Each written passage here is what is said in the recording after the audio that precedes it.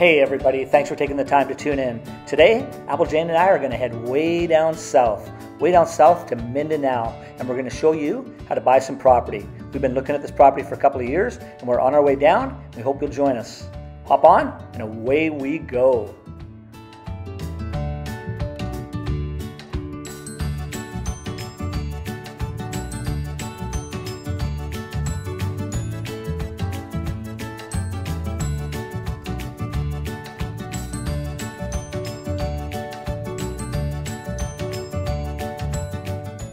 So our little adventure today is going to be taking us from Angeles City on the island of Luzon all the way to Cagayan de Oro on the island of Mindanao. It's about an hour-and-a-half flight, but first we've got to get from Angeles to Manila, and before we do that, we've got to get to the ATM machine, get some cash, and get on our way.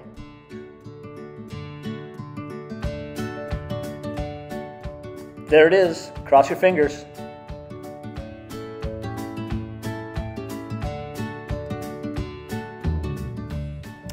Success. You have to love it when that happens. Okay, now we're on our way.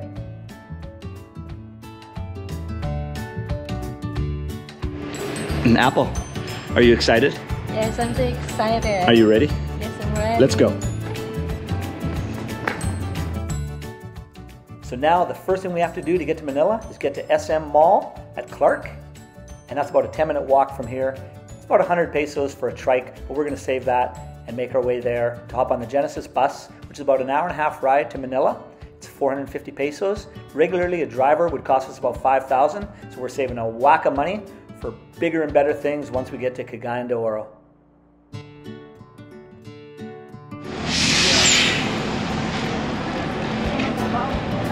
So here's our chariot to Manila, the Genesis bus, which you pick up.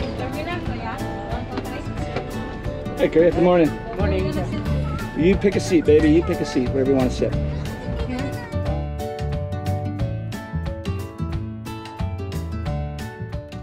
Right on. We are leaving right on schedule. So sit back, relax, and enjoy the ride from SM to Manila, and we'll see you when we get there.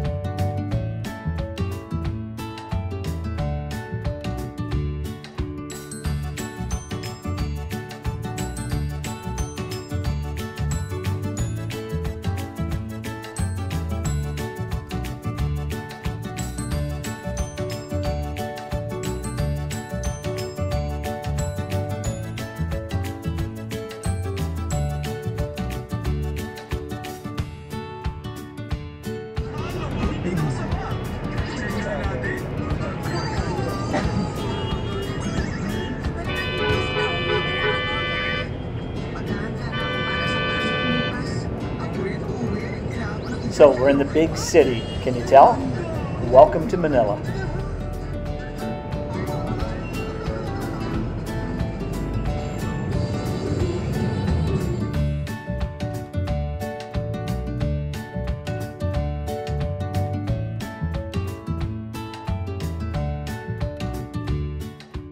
And we are now arriving at Terminal 3 at Ninoy Aquino International Airport in Manila. So the Genesis bus takes you to, again, Terminal 3, and that is the one and only stop. If you stop here, you have to grab a transfer bus to either one of the other terminals, but luckily we depart here on our domestic flight to Cagayan de Oro right here at Terminal 3, so it's nice and easy, just the way we like it. Salamat, Korea. Have a good day. You too.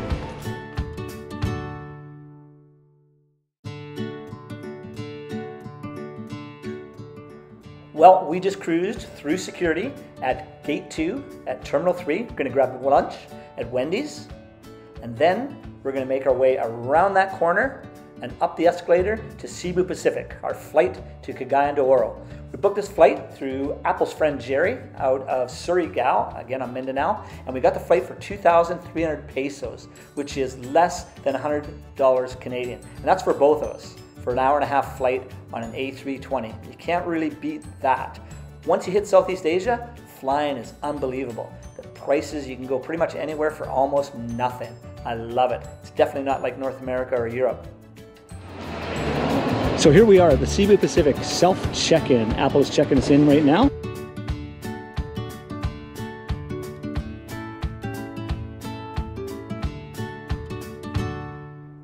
And just like that, we are good to go.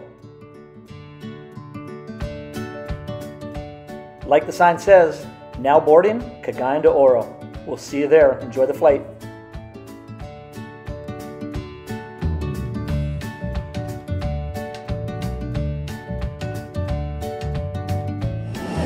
Hello there. Selamat.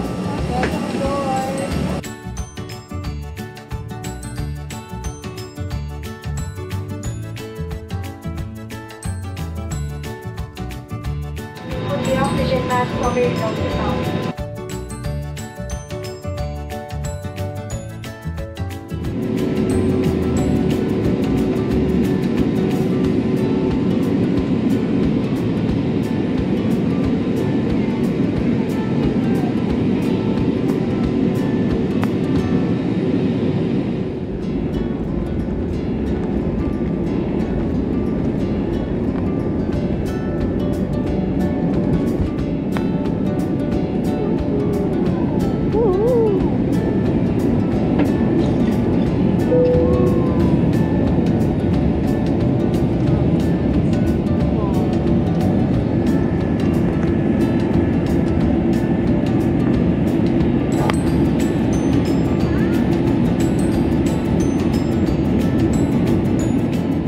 Bye-bye Manila. We'll see you when we see you.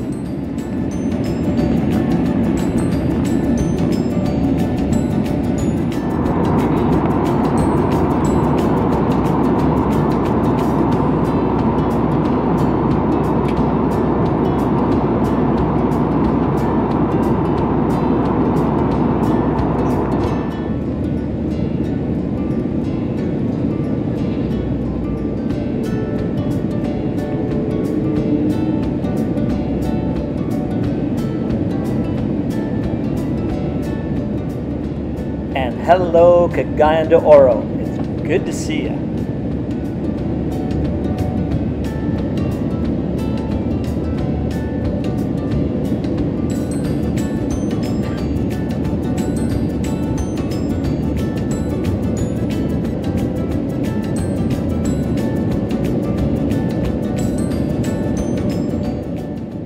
Now, as for Cagayan de Oro itself, well, it's the third largest city on Mindanao, and yes, ladies and gentlemen, you are about to touch down on Mindanao, northwest Mindanao to be exact. It has a population of about 750,000 people. It's Applejane's home, and here you are. Welcome to Cagayan de Oro.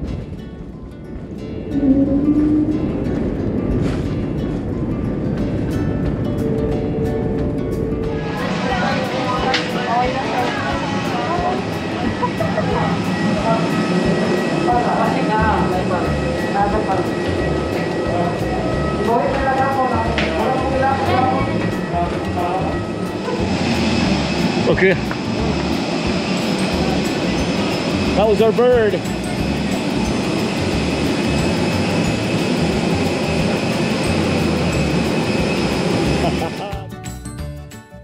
So the rules and regulations of flying in the Philippines have definitely changed a lot now. Domestic travel is a lot easier than it used to be, but it's still a little tough to Cagayan de Oro. You'll see right now we're registering for our S-Pass. Upon arrival at Cagayan de Oro, you have to have an S-Pass, and it monitors you from wherever you go through in the city. Leaving the airport, getting in cabs, going to the mall, whatever you do, you need that S-Pass. You're going to have to show it everywhere. But that's pretty much it. The only identification we have to show when we were checking in was our ticket and our identification itself. They never even asked us for our immunization cards or anything. It was really simple, almost as easy as the good old days.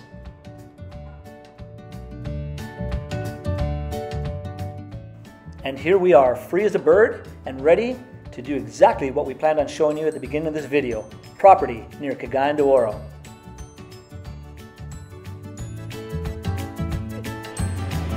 We walked right by you. Sure.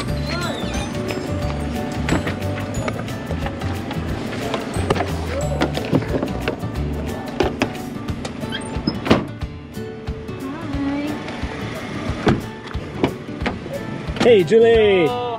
How are you, man? It's a 45-minute drive to the property that we're interested in. Well, that's to the river, and we'll have to explain the river when we get there.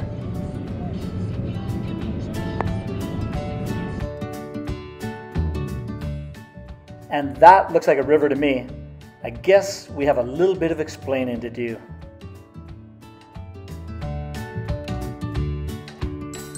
Good morning, Kuya! So, the property we're purchasing is a little bit remote, and the only way to get there right now is by the ferry. And there, ladies and gentlemen, is our ferry. So we've got to jump in this little boat and spend about 30 seconds going across this river to get to where we're going. And again, one of the reasons we're getting this property for so little is that it is very remote. But believe it or not, there's going to be a highway put in, and it's not going to be as remote as it is right now for very much longer. But in all honesty, this little boat, it's a charm, it's a pleasure. I love riding this, and it keeps the population down. Right now, on this side, the Cagayan de Oro side, it is just wall-to-wall people. You get across where we're going, there's absolutely nobody. It's almost an entirely new world. But again, nothing stays the same forever.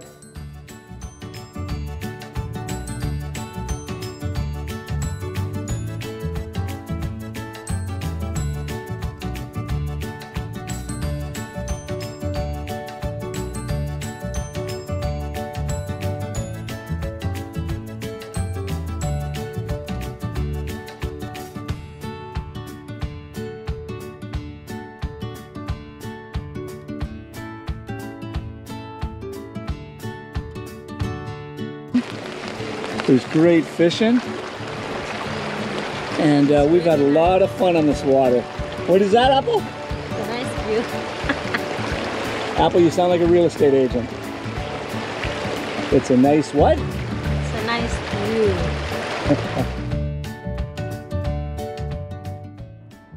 Now, isn't this video supposed to be about real estate and property in the Philippines? Well, let's get at it and start right now. Now, speaking of real estate in the Philippines, you know, it's not as complicated as people think, but you have to realize that as a foreigner, you cannot purchase property of any type, any size, or any kind in the Philippines. Now, that doesn't mean you can't buy a condo or an apartment, but that's an entirely different story. It's not property. And I don't want to start talking right now about setting up a corporation to purchase land. That's an entirely different situation, and we'll talk about that at another time. But right now, you have to realize you cannot purchase property in the Philippines. You have to have it in a Filipino's name. Somebody you can trust, perhaps somebody you're married, sometimes you can't even trust that. But again, it has to be in a Filipino's name, and this property is going to be in Apple Jane's name. And I personally think that the laws pertaining to land ownership in the Philippines are a great idea. Not allowing foreigners, that keeps the prices affordable for the locals, and people in the Philippines can still dream and look forward to actually owning property, unlike most other places in the world that allow foreign ownership. It's almost out of reach everywhere else. So I hope it never changes here, because you know what? If it does, the people here will never be able to afford their own property.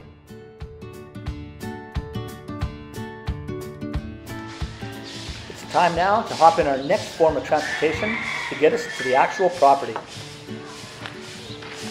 So hop in, squish over, and we'll talk more real estate. As for finding real estate in the Philippines, well, that's another exciting part in itself as well. There are not a lot of real estate agents, especially in rural Philippines, or as we like to say, the province. So the best thing to do is just see something that you like, find out who owns it, and approach those people directly.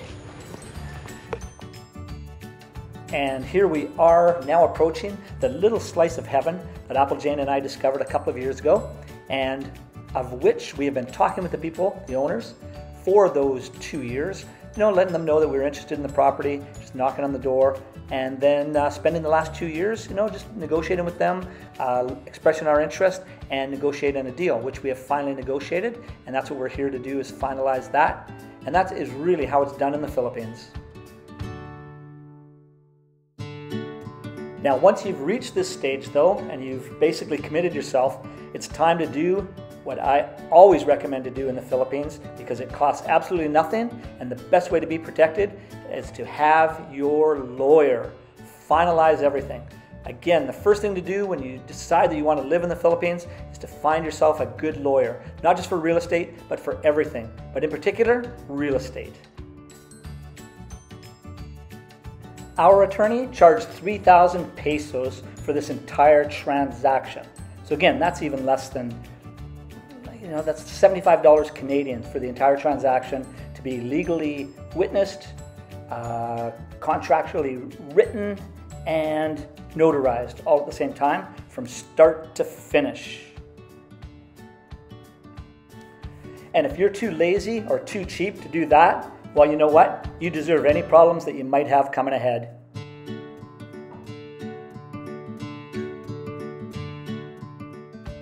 Now, the first thing to do with the landowner is to verify the title of deed. So you're going to see a title, or you better ask for a title, and if you don't see one, do not purchase anything. So ask for the title of deed. Make sure that the name on that title is the same name as the person that you are purchasing from. They have to match up. And with you and your lawyer together, you should be able to do that. And again, if you don't, then do not move forward. I also highly recommend to only buy titled land. Okay, do not buy tax declaration or, again, anything without a title and the actual person's name on it. Because if you do, there is the possibility of problems down the road. And you know what? It's a strong possibility. So just make sure it's easy. And if they can't provide it, don't do it. You're the buyer. You're in control. And also make sure that the name on that title is the exact same as what is on the seller's identification.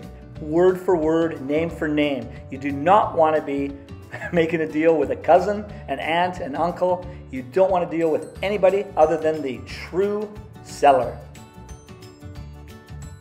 Now, once you have that title or a copy of that title, it's time to go to the land titles office.